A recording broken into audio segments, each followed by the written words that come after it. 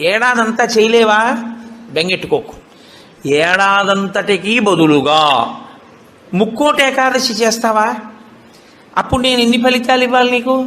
23 ఏకాదశుల ఫలితం ఇవ్వాలి. అథవా ఈ ఏకాదశితో కలిపి 24 ఏకాదశుల ఫలితం ఇవ్వాలి. కానీ నేను ఒకటి ఎక్కువ అడుగుతాను, దానికి తగినంత నీకు ఇస్తాను. నేను అడిగిన ఎక్కువ చెయ్యాలి. నువ్వు అడిగిన దానికన్నా కొన్ని కోటి రెట్లు ఇస్తా. 3 కోట్ల ఏకాదశుల ఫలితం ఇస్తా. కానీ మామూలు ఏకాదశుల కన్నా విరుద్ధంగా నువ్వు దీన్ని చెయ్యి. ఎందువల్ల విరుద్ధంగా చేయవలసి ఉంటుంది ముక్కోటి ఏకాదశి అంటే, మామూలు ఏకాదశి నాడు మీరు ఉపవాసం చేసేటప్పుడు పండు కాని, కాయ కాని, అథవా కాసిన పాలు కాని తాగితే ఉపద్రవం ఏం రాదు.